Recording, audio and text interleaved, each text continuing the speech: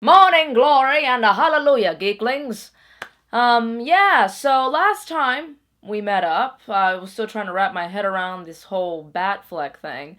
And, it's honestly become a more polarizing issue than I thought it would be. Seriously, people either love or hate the choice, and each side is equally fed up with the other shit. I still stand by the general consensus and the discussions of this show. I don't think he's right for the role. But what's done is done, and I hope that for the sake of the character, he proves us wrong and knocks the shit out of the park. If and when he does, well, I will give him props and admit our short-sightedness. However, if he sucks, we will definitely shit on him like a 500-pound donkey who just finished an entire feed bag of X-Lax. Right. It seems as though Batfleck was only the beginning of the comics to film casting news of the past week or so, and from rumors to the confirmed, we thought we would weigh in on the latest reports. So let's get ready to rumble!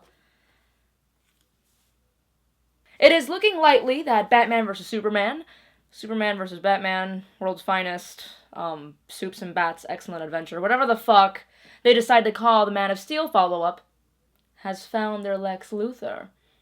You like how I said that all sexy like? Lex Luthor. Yeah, baby. None other than Heisenberg himself is poised to keep his dome in chrome condition as Superman's arch-nemesis. Bryan Cranston would be a fantastic Lex Luthor. He would bring the balance of Luthor's charismatic public persona, all whilst the true criminal genius bubbles beneath the surface. Bubbles. My bubbles. His addition could give us legitimately the most threatening depiction of Lex Luthor on film to date. Anything but that disgruntled real estate agent of the past. Okay? It would actually be nice to finally see him suit up in his battle suit and throw a couple punches at that chiseled Kryptonian jaw. But once again, I must remind you guys that this is just a rumor still, and most probably will not happen, but should. Okay, I'm gonna put my arms down now. Should. Marvel's Guardians of the Galaxy has confirmed the pair of voices behind the comic's most strangest and most popular characters. As the anthropomorphic alien tree Groot, we have the equally wooden Vin Diesel. And as Rocket Raccoon, we've got the talented voiceover extraordinaire, Bradley Cooper. Now, say what you want about Vin Diesel, but I actually think he's a good match for Groot, especially after looking back on his work with the Iron Giant.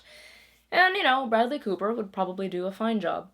But he definitely wasn't on my short or long list of bringing a genetically engineered raccoon to life.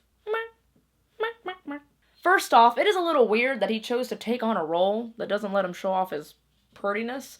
And second of all, there are a ton of ridiculously talented voice actors who would kill to be a part of a summer blockbuster like this.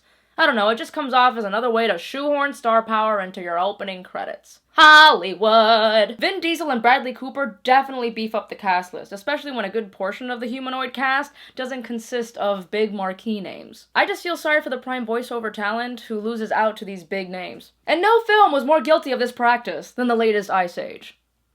J-Lo, Drake, Nicki Minaj. What in the high holy fuck? On the subject of Ice Age sucking enough already, it's starting to turn into one of those Land Before Time fiascos where your amount of films surpasses the time it took for your species to die out. It's time to call it quits. But I digress. Marvel dropped another casting bomb this past week, stating that James Spader will be playing Avengers baddie Ultron.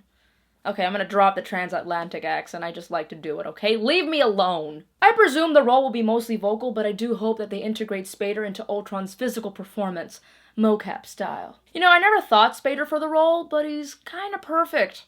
I mean, let's face it, the dude has been creeping us out since Pretty in Pink, and don't even get me started with Secretary. He has always had this distant, inhuman aura about him, especially in his voice. So, kudos to Marvel for this one, though it is offbeat.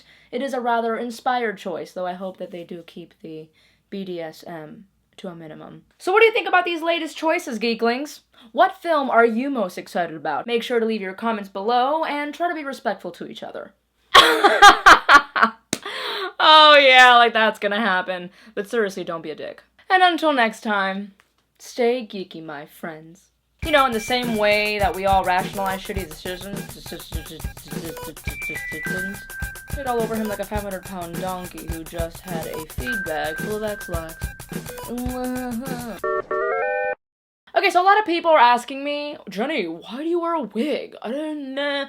And it's because, dude, I just don't have time to style my hair. My hair's pretty long. It gets tangled pretty easily. I am not a Vidal Sassoon model, Pantene Pro-V. Like, I am not one of those girls that you see on Pinterest with, like, perfect braids and, like, not a single hair out of place. You want to see my fucking hair?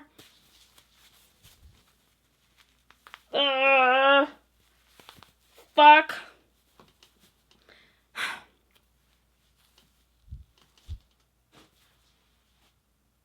This is my hair.